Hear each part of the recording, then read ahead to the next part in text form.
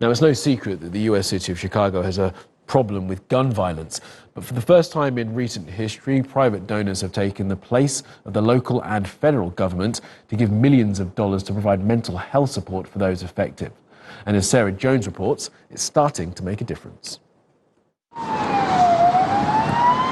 I lost one of my best friends when I was 16 years old, and my other brother died August 28th. So it's just been crazy. You know, I've been normalizing death, but them people that's real close to me, that's why I end up dropping out of school. I ain't go to school for like 3 months. Like, I ain't go to class for like 3 months. There's no escaping gun violence in parts of Chicago's South and West Side. Stuff happened that young, it's like you kind of get immune to it. And like, I used to bottle stuff. Like, when I was younger, I had a real anger problem. Joel Hutchinson says he spoke to friends and family about how the violence was affecting him, and he never sought out a school counselor. But even if he did, there are not enough of those. There are not enough mental health counselors in schools. And if they are counselors in schools, they are assigned to 7 schools. Gun violence has become an epidemic in the 3rd largest city in the U.S. It's just terrible.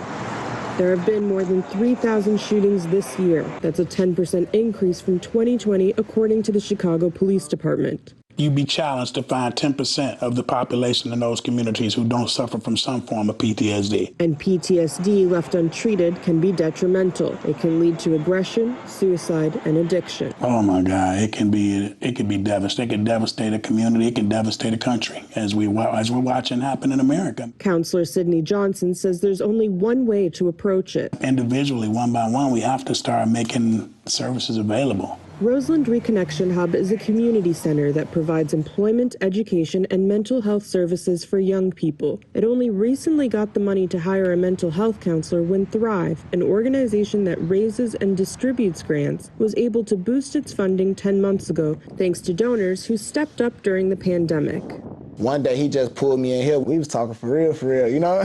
It made me feel good, though, because somebody kept. I'm fighting the macro issue that is creating these young men as much as I am the micro issue of getting this young man to recognize his own potential. In the past 10 months, Sidney says he's seen around 50 clients and that there's a wait list of around 24. It kind of makes you feel good that you did it for that one, but it kind of causes you to recognize the greater need. This is only the beginning. With more focused attention on mental health as a way of preventing gun violence, local organizations say they hope they'll be able to connect more people with the services they need.